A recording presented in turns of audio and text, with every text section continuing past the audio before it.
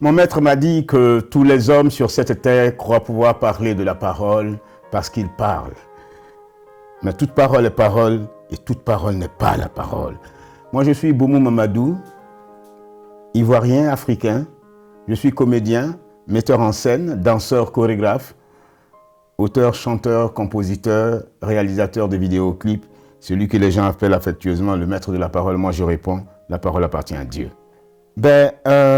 Je réagis le plus simplement du monde en leur disant que la parole appartient à Dieu parce que je pense et fort que tout le monde parle, mais que tout le monde ne sait pas parler. Parce que nous n'avons pas conscience du poids de la parole, du matin au soir. Comment veux-tu, ou comment voulez-vous que des gens sachent l'importance de la parole quand ils ne savent même pas l'importance, ils ne savent pas prendre conscience de leur petit orteil? Comment voulez-vous que les gens sachent l'importance de la parole quand ils ne savent pas qu'il faut prendre conscience même de ses cheveux? Comment voulez-vous que les gens sachent l'importance de la parole quand ils ne savent même pas prendre conscience qu'ils sont en train de faire pipi parce que c'est un mouvement involontaire? Un jour, j'ai dit à un cours à quelqu'un que la parole, il fallait la sentir depuis les petits orteils. Il a quitté le cours, il n'y revenait plus. Parce qu'il ne sait pas que c'est un mouvement de l'intérieur. Il ne sait pas que c'est vital. Il ne sait pas que ce n'est pas un hasard. Il ne sait pas que c'est la parole qui fait naître et que c'est la parole qui peut tuer. Et c'est la même chose partout. C'est dans le comportement humain. C'est dans la conduite personnelle de soi. Tu ne peux pas conduire un véhicule si tu ne sais pas te conduire. Tu ne peux pas conduire des gens si tu ne sais pas te conduire. Dieu m'a donné la chance de prendre conscience de cet état de fait et de pouvoir conduire ma parole comme un chant, comme si je dansais, comme si j'étais sur scène théâtrale. Non, je ne suis pas de ceux qui pensent avoir eu un signe ou disaient ma grand-mère chantait ou mon père chantait. Je crois que c'est le travail. Peut-être qu'il y a une réminiscence quelque part. À l'école, déjà, on m'avait renvoyé du CE2 parce que je ne savais pas lire. Je ne savais pas lire. Mon maître de CE2, c'était M. Touré. C'est une belle histoire pour moi. Je ne sais pas s'il est encore en vie, s'il n'est pas en vie, perd son âme. Au CE2, on m'a renvoyé parce que je ne savais pas lire. Sabouyouma est parti derrière la case, la lecture. Moi, je disais, Sabouyouma est parti derrière la case. On entend bim, bim, bim, c'est le bruit de la daba, baba. On dit, mais c'est quoi ça? Et on a beau faire, Boumou Mamadou chantait comme ça. C'est peut-être parce que j'étais à l'école coranique, les vacances. Ils ont fait même un conseil de classe, mon père est venu. Le directeur était un homme de notre ethnie. On lui a demandé pardon. On lui a demandé pardon. Voilà. Et au CE2, à ce même CE2, le Togonini de Bernard Dadier est venu à Dimokro. J'étais à l'école du Lacro. Ma mère vendait des oranges. Et je suis allé voir ce spectacle. En classe, nous chantions Togonini. J'ai vu pour la première fois Achori Memel. J'ai vu pour la première fois Sidiri Bakaba. Et voilà, je ne savais pas ce que c'était. Mais nous étions en 70. En 71, au lycée moderne de Dabou, parce que c'est en 71 que je pars à Dabou, mon oncle vient me chercher à Dimokro. Il m'envoie à Dabou pour fréquenter, pour que je quitte mes parents, parce que je ne bossais pas. À lycée moderne de Dabou, c'est le lycée normal. Je suis vautour, ramasseur de balles de tennis au lycée normal. Je vais voir encore Togonini et je retrouve Achori Memel, je retrouve Sidiri Bakaba, je retrouve les Thérèse Taba et tout. C'est maintenant que je sais mettre un nom sur ces visages, mais j'entends Togonini, je regarde les gens sur scène. Plus tard, je vais rencontrer ce même Sidiri Bakaba en 80, je ne sais plus en quelle année, en 97 ou 98, qui fera de moi son assistant et le formateur de l'académie de l'Actor Studio. C'est une histoire belle parce que je ne savais pas qu'un jour j'allais être comme ça. Mon parcours, c'est simple. J'ai le BPC au COT. Mon oncle me demande d'être instituteur, je refuse. Je suis orienté au lycée classique. Et ensuite, je ne finis pas parce que j'ai une douleur au pied qui m'empêche d'aller à l'école. On m'envoie au lycée de Boisflé. Au lycée de Boisflé, ils vont me mettre en C. En C, j'étais dernier de mathématiques au COT déjà, avec 6 de moyenne et tout. Quelqu'un qui aimait parler français et tout. D'accord? Donc, je décide de ne plus aller à l'école. Je vais passer un concours voilà, pour entrer à la fonction publique. On me demande de venir à Abidjan. Je viens à Abidjan passer un concours d'adjoint administratif. Ma petite sœur, elle est à l'école normale supérieure, mais auparavant, elle faisait du théâtre, elle aimait le théâtre. Je lui ai demandé si elle était folle, parce que je ne peux pas comprendre qu'avoir le bac, on commence à faire du théâtre et qu'on aime le théâtre et tout. Non, Bon, elle me demande de l'accompagner à la répétition du théâtre, à l'école normale supérieure. Voilà où tout va commencer. Et je vais rencontrer là-bas 2 dames, Wara Liking, Marie-Josée Orentier. Pour moi, tout est un. Tout est un. Il y a plusieurs formes, c'est vrai, mais c'est dans le même fond, la beauté. Parce que tant que je suis sur la quête de la beauté, pour que ma beauté là représente une éternité pour moi, je suis à l'aise partout. Tant que je serai dans la quête de cette beauté, pour qu'elle soit un appel à la divinité, je suis à l'aise partout. Aujourd'hui, ce corps est un peu vieux, il ne danse pas, mais quand je suis sur scène en tant que parolier, mon arrêt est comme une danse.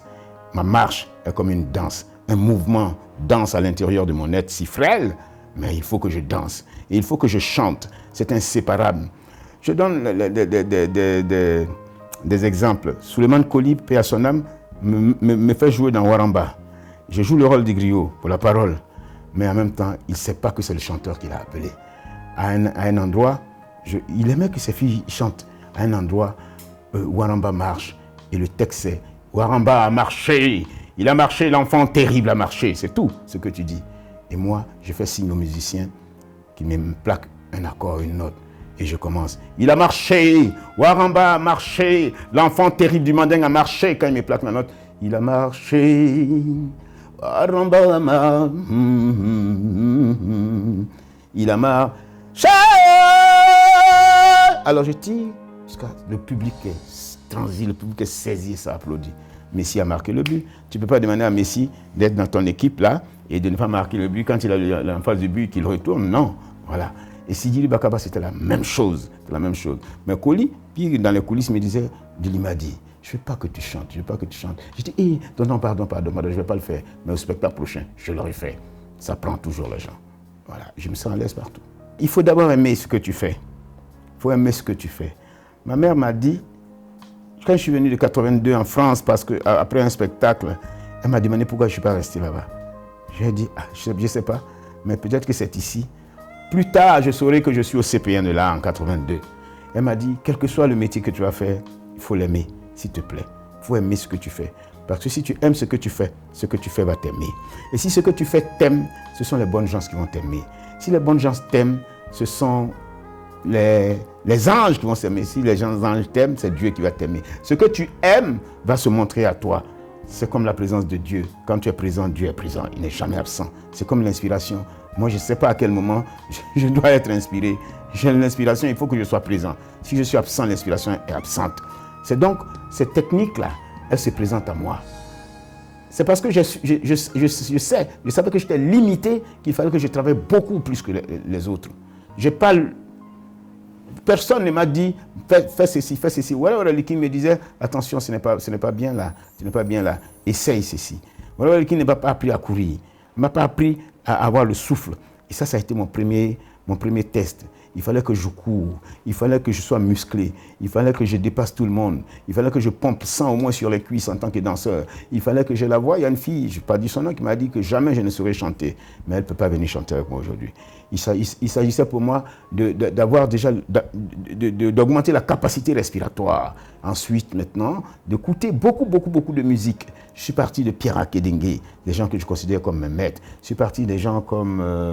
je ne sais plus, Julio Iglesias, je suis parti des gens comme James Brown, je suis parti des gens comme, ils sont nombreux que j'ai écoutés, Zachary Noël, cet homme que j'ai adoré, je ne sais pas, sa voix me disait quelque chose à l'intérieur, je me suis dit qu'ils avaient trouvé leur voix, et moi il fallait que je trouve ma voix, je ne sais pas si je l'ai trouvée, mais je travaille à longueur de journée, dans tous les registres.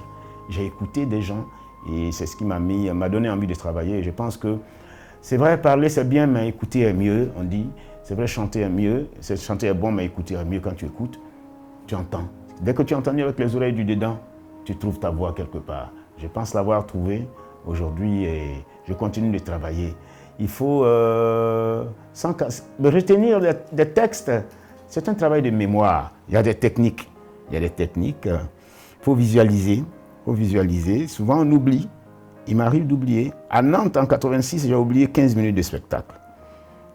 Mais quand tu as oublié, que tu te dis « Hey, j'ai oublié, c'est fini, c'est terminé là. » Ce n'est pas le spectateur qui doit te conduire, c'est toi qui conduis le spectateur. Donc c'est la conscience de l'oubli. Mais il faut avoir aussi un background pour pouvoir corriger, pour pouvoir introduire un nouveau mot, faire un lien. Même aujourd'hui, j'oublie. Un mauvais chant, est-ce que ça existe? Il y a des mauvaises voix. Il y a des gens qui n'ont pas trouvé leur voix. C'est tout. Il y a des gens qui n'ont pas trouvé leur voix. Ils ne chantent pas bien. Ils ne chantent pas bien parce qu'ils ne le sentent pas. Un mauvais chant, c'est quand ce n'est pas une prière. Un mauvais chant, c'est quand ce n'est pas né du silence. Parce que le silence, c'est la plus belle des musiques qu'il faut protéger en silence. Un mauvais chant, c'est quand ça ne dit rien. C'est quand ça ne dit rien. C'est quand c'est médiocre. Malheureusement, aujourd'hui, il y a la médiocrité. Aujourd'hui, il y a la médiocrité. Je suis désolé.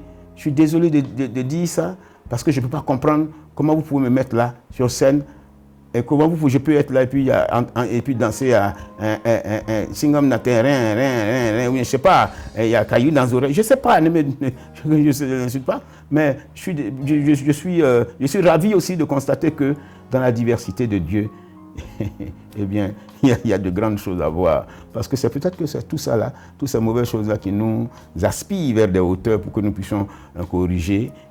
Et puis ils ont plus de public que nous.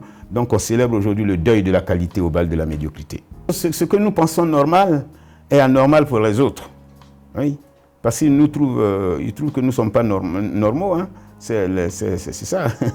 Le diable ne trouve que Dieu n'est pas normal. C'est ça le chic du combat. Et nous sommes là et nous allons. Mais ça plaît à certains et ça ne plaît pas à d'autres. Je ne sais pas ce qu'on appelle normal. Parce que souvent moi-même je me dis sur scène, souvent je suis là, je sais que j'ai rien fait de bon, rien alors rien. Il y a un monsieur, Père à son âme, qui m'a invité à aller parler c'était l'inauguration de la zone Bitique, la zone franche, en son temps, l'installation. Mais je ne savais rien de la technologie technique et tout. Il m'a dit, bon, tu peux. Alors j'ai raconté n'importe quoi. J'ai fait du par cœur, le truc qu'on m'a donné, mais il était subjugué jusqu'à il m'a appelé après pour que j'aille encore prendre un rajout du cachet. J'ai trouvé que c'était n'importe quoi, mais il a trouvé que c'était excellent. Voilà. On joue pour de l'argent. Moi, j'aime l'argent. J'adore l'argent, c'est pour ça que l'argent m'aime. Mais je ne traite pas l'argent avec mépris. Je ne crois pas à ceux qui disent que l'argent ne fait pas le bonheur. Ah, j'adore ce chant de Diag et d'Alpha Blondy, du vieux père, que je salue au passage. Qui a dit que l'argent ne fait pas le bonheur? Qui a dit ça? Quand le matin, le monsieur se réveille ou la personne se réveille, elle ne pense que argent. Elle ne pense que argent. Quand le monsieur se lève et qu'il a pris ses armes pour aller bombarder tel pays, il ne pense que argent. Quand le monsieur veut aller te tuer pour telle femme, il ne pense que argent. Ce n'est que l'argent qui nous conduit. Il ne faut pas qu'on soit... On travaille tous pour de l'argent. Mais ce que je déplore, c'est que même le mauvais travail, qu'on considère mauvais travail, donne de l'argent, donne plus d'argent malheureusement que le bon travail. Tous ces vendeurs d'herbes, tous ces vendeurs de drogue, tous ces vendeurs je ne sais pas comment on appelle ces guerres absurdes que nous pensons absurdes, insensées, qui s'écrasent à nos petits nombrils, qui déchirent des peuples, tout cela, il y a beaucoup d'argent derrière. Mais attends, on te prend, ce n'est pas... on te prend, on va te donner 1 milliard, on te dit de faire cette guerre. Mais c'est celui à qui tu as donné 10 000 francs qui va prendre les armes. Parce qu'il n'a jamais vu 10 000 francs. Il n'avait que 100 francs. Je ne sais pas si c'est revenir qu'il faut dire. Je ne suis jamais parti, je suis là. Je chante tout le temps. C'est même pour ça que dans mes spectacles de parole, j'introduis le chant maintenant et tout. Parce que la génération actuelle, celle qui est née après 2000, là, elle ne connaît que le maître de la parole. Elle ne sait même pas que Boumou est un chanteur, qu'il avait fait Nangoche, qu'il avait fait Carnébé, qu'il avait fait beaucoup d'autres choses. Et non, ils ne savent pas. J'ai présenté un concert il y a 2 ans au centre, comment on appelle, au Palais de la Culture. Le monsieur qui a produit même a dit au public, a dit aux gens, parce qu'il n'y avait pas de monde, il a dit quelque chose qui a choqué certaines personnes, qui a dit que non, Boumou n'est pas connu comme chanteur. Waouh! Il n'a même pas fait de pub, il n'a rien foutu ce monsieur. Alors j'ai décidé de reprendre les choses en main moi-même et d'être mon propre producteur. Pour la première fois, il faut que je le dise, en 40 ans de travail, parce que j'ai commencé à travailler en 83, c'est la première fois que le ministère de la Culture et de la Francophonie de mon pays m'octroie une aide à la création. Ça, il faut que je célèbre ça. Une aide à la création grâce à M. Tibur Scofi, et président du comité de gestion du Burida, à qui je voudrais rendre hommage, un monsieur qui me fait confiance, et évidemment grâce à notre ministre de la francophonie et de la culture, voilà, Madame Françoise Remarque, que je salue, à qui je voudrais rendre hommage. C'est pour ça d'ailleurs que je suis resté, c'est pour l'une des raisons pour lesquelles je suis resté dans ce pays, à exercer mon métier. Et je le dis toujours, je dis qu'on peut vivre, on doit vivre, et je vis de mon métier à condition de l'exercer avec toute la discipline et toute la qualité requise. Chaque jour pour moi doit être une victoire. Chaque jour. Je n'ai pas de manager. Mon travail est mon manager. Et ça se sent parce que chaque jour on m'appelle. Je ne fais pas 2 semaines sans être sur une scène. Et voilà, je suis donc en train de monter maintenant ce que j'appelle, ce dont j'avais rêvé depuis, le grand cœur. Ça vient de mon expérience du Kiyi, c'est vrai, ce mouvement panafricain. Montrer le cœur roots, voilà, et apporter ce que la musique là peut apporter, mais je ne crois pas que la musique sera hyper moderne, comme on dit, la musique, la world music, non. Je vais interroger les chants Ashanti, je vais interroger les chants pygmées, je vais aller dans la profondeur du Wassoulou, ce que les gens ne savent pas aujourd'hui, qui sont les origines même du rap. Je vais aller dans les profondeurs du blues, je vais aller dans les profondeurs des chants Yakuba, des chants Sénoufo et tout et tout. Je vais interroger beaucoup de formes de chants. Et avec près de 40 voix, je suis en train de commencer.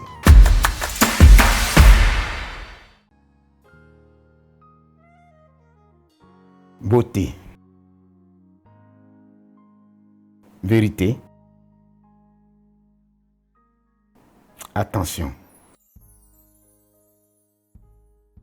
Dieu, ma mère, divinité, monstre, la poésie, silence, grandeur, tout mon être,